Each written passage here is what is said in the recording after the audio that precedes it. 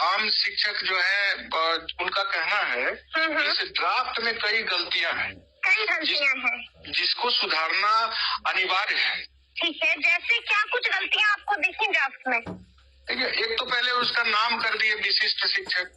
शिक्षक रहने दीजिए ना, उसमें विशिष्ट शिक्षक तो विशिष्ट शिक्षक से दिक्कत अलग से क्या, शिक्षक को आप शिक्षक है तो उसमें विशिष्टता का हमको आवश्यकता है। हमको कोई वैसा समाज शिक्षक रहने दीजिए। एक तरफ कह रहे हैं आप जो 10 अप्रैल का नियमावली आया है उसमें अध्यापक कहे जाएंगे, फिर इसको कह रहे हैं आप विशिष्ट शिक्षक, एक को सहायक शिक्षक, एक को सहायक शिक्षक, पहले से सहायक शिक्षक। ऐसा नहीं कीजिए, एक जैसा नाम तो कम से कम एक रहने दीजिए। ये हमारा सरकार से अपील है कि नाम शिक्षक है, हमको शिक्षक रहने दीजिए।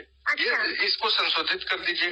दूसरा हमारा कहना है कि जब आप कहते हैं कि हम नोटिफिकेशन जारी करेंगे तो आप राज्यकर्मी हो जाएंगे, हमको कह रहे हैं कि शिक्षक अध्यापक नियुक्ति नियमावली जो 10 अप्रैल को लागू किया गया है उसके बराबर में लाने के लिए ये नियमावली का प्रारूप हमारे पास लाया गया है, आम शिक्षकों के बीच में लाया गया सुझाव के लिए। ठीक है, तो जब ये प्रारूप आप पर कैबिनेट की मुहर लगेगी तो हम राज्यकर्मी हो जाएंगे, तो राज्यकर्मी वाला जो नियम है वो हम पर लागू करें। अब इसमें जो बात आ गई है कि परीक्षा दीजिए और फिर आपको हटा देंगे, ये कहीं से भी जस्टिफाइड नहीं है। परीक्षा दीजिए हटा देंगे, ये है कि अगर असफल होते हैं तो असफल और सफलता का बात क्या है आनंद जी? 3 मौका है सफल होने के लिए। सवाल उठता है, हमको सरकार 60 साल के लिए सर्विस पे रख चुकी है और जो हमारा नियमावली 2020 जिसका हवाला सरकार इसमें दे रही है, उस नियमावली के आलोक में जब हम 60 साल के लिए नौकरी के लिए सरकार के द्वारा योग्य माने गए हैं, तो अब आप जाकर के परीक्षा के बाद हटाने की बात क्यों करते हैं? जब आप राज्यकर्मी का दर्जा दे रहे हैं तो आप प्रमोशन भी दीजिए हमको, और प्रमोशन के लिए परीक्षा लीजिए। जो विभागीय परीक्षा होती आई है राज्यकर्मी का, वो डिपार्टमेंटल एग्जाम ले जैसे हिंदी प्रारूप परीक्षा होता है राज्यकर्मी का, जो भी सरकारी सेवक हैं उनका एग्जाम होते आया है इस तरह से हिंदी प्रारूप परीक्षा।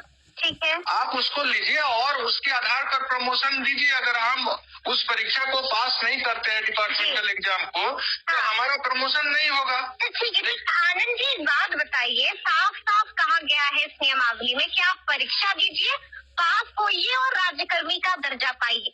तो हमने देखा है कि जैसे ही ये नियमावली आई इसको लेकर हंगामा हो गया, एक धड़ा बिल्कुल अड़ा हुआ है कि हम परीक्षा देंगे ही नहीं, बिना शर्त राज्यकर्मी का दर्जा चाहिए।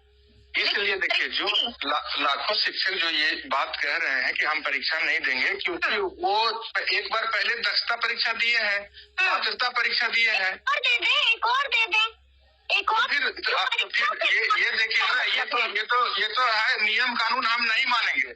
हम गन पॉइंट पर आपको कहेंगे ये कर दीजिए, वो कर दीजिए, नहीं कीजिएगा तो नौकरी से हटा देंगे, ये कोई मतलब नहीं होता है। अच्छा, हमारा कहना है कि जब सुप्रीम कोर्ट में बातें गई थी 2018 में, हम लोगों का जब मामला सुप्रीम कोर्ट में गया था, तो माननीय सुप्रीम कोर्ट ने तो कहीं आपत्ति नहीं दर्ज कराया कि दक्षता परीक्षा पास है और पात्रता परीक्षा पास है, इन सब शिक्षकों को एक और परीक्षा लिया जाए।